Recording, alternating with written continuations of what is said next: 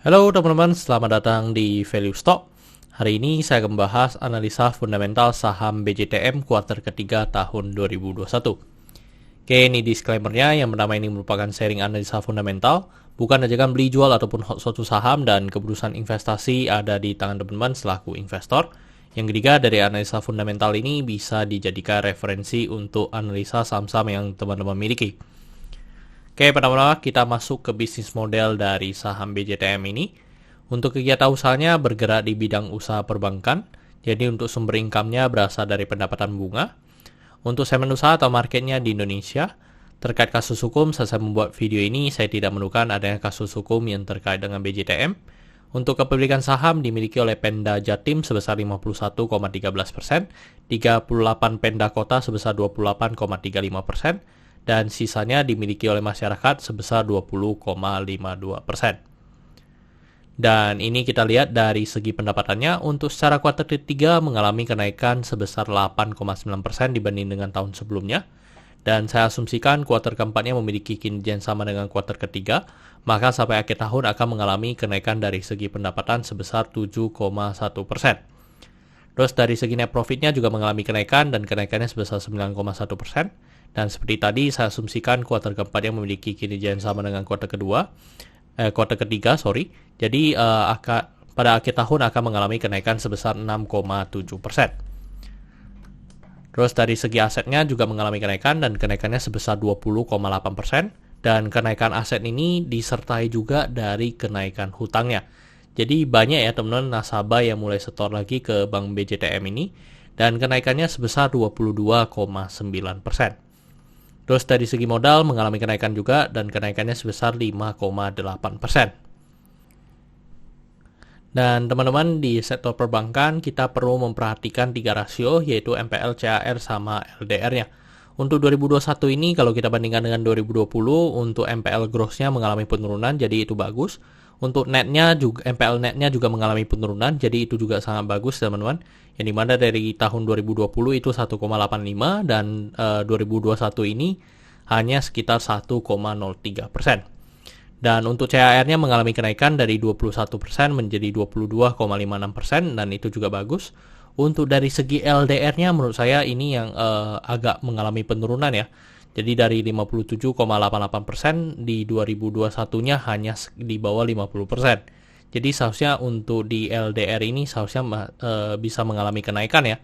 Dan memang di tahun 2021 ini dan tadi sebelumnya, teman-teman melihat bahwa hutangnya mengalami kenaikan yang cukup signifikan. Jadi mereka banyak funding, tetapi untuk dari segi lendingnya masih belum begitu berjalan ya teman-teman.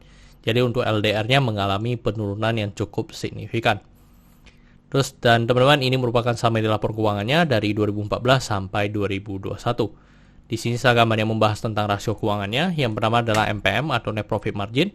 Untuk 2021 ini net profit marginnya di 24,49%. Jadi mengalami penurunan dibanding dengan tahun sebelumnya hanya sekitar 0,1%. Yang habis itu dari segi EPS-nya mengalami kenaikan, dan kenaikannya sebesar 6 rupiah ya teman-teman, atau 6 EPS.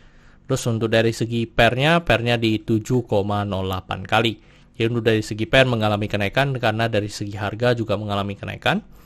Terus untuk dari segi book value sekarang di 711,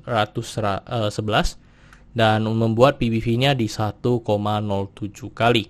Jadi untuk dari segi PBV sudah di atas 1 ya teman-teman. Terus untuk dari segi DR-nya di 8,53 kali, dan dari segi DR-nya mengalami kenaikan ya dibanding dengan tahun sebelumnya hampir satu banding lebih ya teman-teman, jadi 1, dan memang untuk di sisi perbankan memang untuk dari segi DR yang tinggi sebenarnya itu sangat wajar, karena mereka bisnis modelnya memang adalah dari pinjaman itu diputar lagi ya teman-teman dari segi bisnisnya. Terus untuk ROE-nya di 15,1%. Untuk ROA-nya di 1,58%. Oke teman-teman, saya membuat video ini untuk harga sahamnya di 760, dan dari analisa fundamental saya bisa menegakkan nilai intrinsic value-nya sekitar Rp1.000. Jadi masih memiliki margin of safety 31%. Dan ini kesimpulannya, yang pertama dari produk dan jasa saya berikan sesoke karena saya melihat perusahaan ini mampu bertahan 5-10 tahun ke depan. Untuk GCG saya berikan status oke karena tidak memiliki kasus hukum. Yang kedua, memiliki pemegang saham mayoritas. Untuk revenue, net profit, dan aset saya berikan status oke karena mengalami kenaikan. Untuk liability saya berikan status oke karena DER-nya masih sangat sehat ya teman-teman. Untuk book value saya berikan status no karena harga jual sekarang sudah di atas harga book value-nya. Untuk sektor sebenarnya tidak ada hal yang perlu kita concern, jadi jika liability-nya oke, saya berikan sektor ini oke. Untuk ROE saya berikan status oke karena di atas 9% atau 2 kali bunga deposito yang saya anut. Untuk margin of safety saya berikan status oke karena positif. Untuk dividen saya berikan status oke karena selama 5 tahun terakhir untuk BJTM ini masih sangat royal memberikan dividen kepada investornya. Oke teman-teman, jadi kesimpulannya adalah 10 dibanding 11. Dan pertanyaannya adalah apakah saya akan membeli saham BJTM ini? Kalau teman-teman sudah mengikut saya dari sebelumnya, untuk saham BJTM ini saya sudah punya posisi ya. Dan memang untuk di akhir tahun ini mungkin saya sudah tidak tambah posisi lagi di BJTM. Malahan saya tunggu momentum untuk saya bisa jual saham BJTM ini. Oke teman-teman, saya rasa cukup sekian untuk video kali ini. Jangan lupa untuk like dan subscribe. Jangan lupa juga untuk follow saya di Instagram saya di royken13. Dan teman-teman, saya ada grup Telegram, jadi teman-teman bisa join grup Telegram saya di Value Stock. Untuk linknya teman-teman bisa dapatkan di deskripsi di bawah. Dan jika teman-teman ada kode saham yang ingin saya buatkan analisa seperti ini, silakan tinggalkan di kolom komentar untuk kode sahamnya. Oke teman-teman, see you in the next video. Bye-bye.